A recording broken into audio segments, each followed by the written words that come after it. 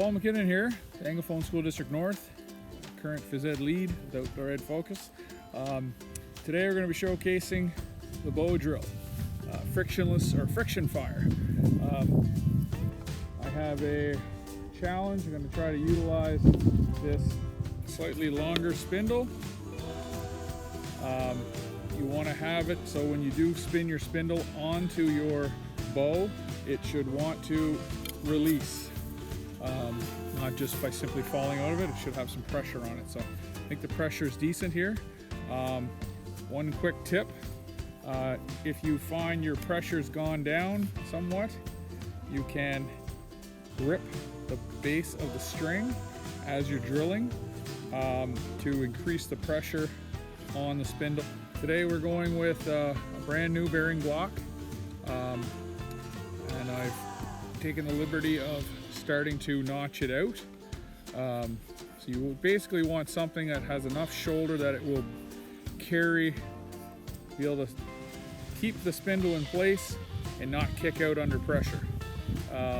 People have used everything from rocks to shells to, I've even seen a cool trick where they'll take a teaspoon, insert it into the blade, into the handle of their knife.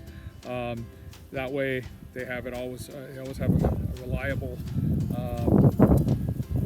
bearing block of sorts with them, and of course the steel is not going to light under fire, so that might be something to try another day. And I'm going to go for, at this point, going to try to make a brand new notch, just to show you how that works. So we're going to go for one. I think I'm going to go for right here.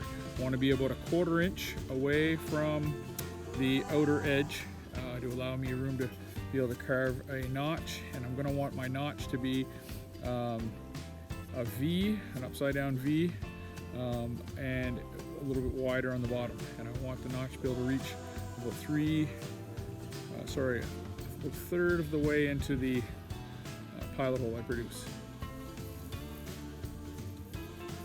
First off, what I'm going to do, I want to have my upper end of the spindle to be slightly pointier, which it's already at that phase. It could be a little pointer, but I think we're going to go with that.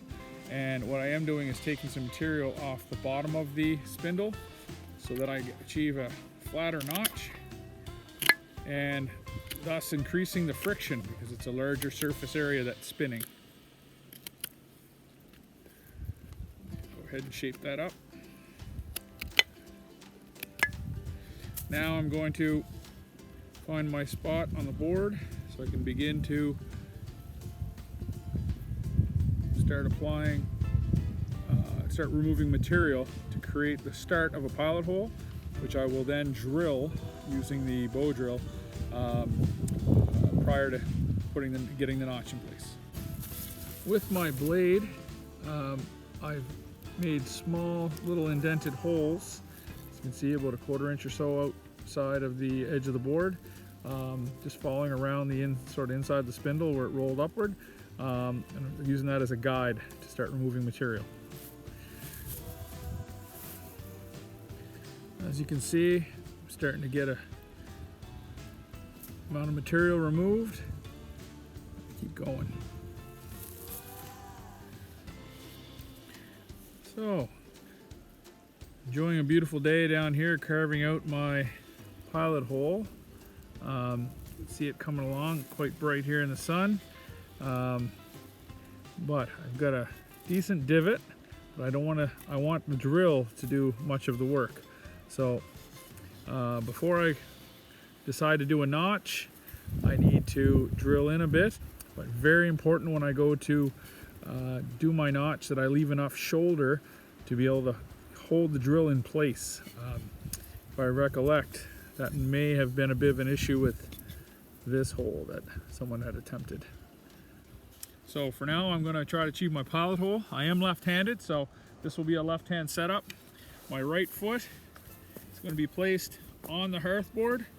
I'm not worried about catchment bark right now because I'm not going for an ember. I'm simply going to try to get some nice even strokes. Pull back here just a little bit.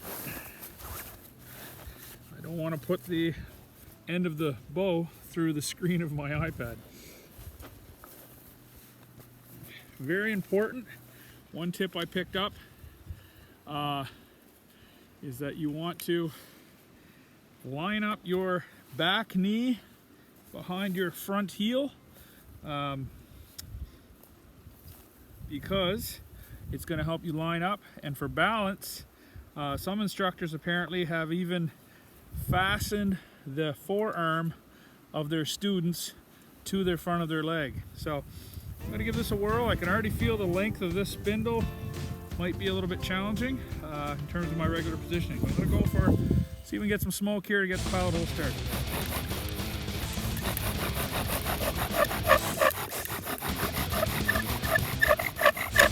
Have some smoke.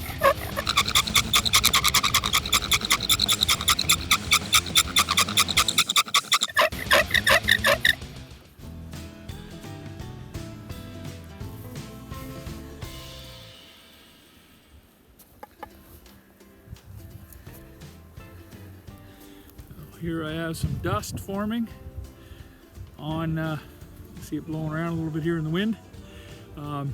That being said, I may have to form a bit of a windbreak here, but good start of a pilot hole. I think I'm going to go for the notch, dig the notch out now. I am a little concerned about this long spindle though. So here's the new pilot hole. I'm going to now see if I can't remove some material to form that notch.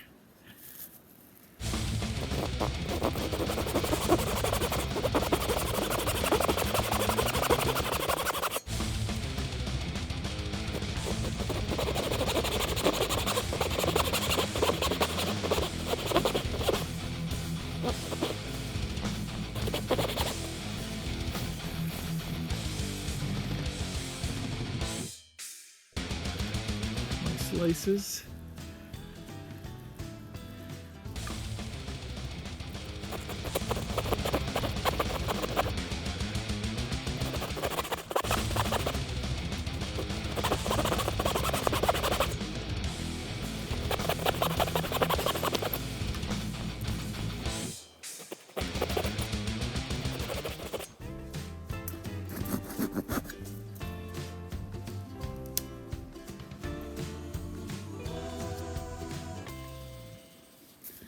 Okay, I've removed the notch, and this is what it looks like here.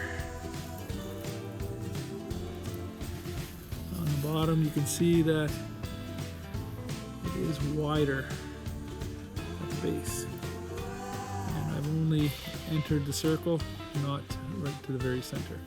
I'm pretty happy with this, fairly straight. This should work well.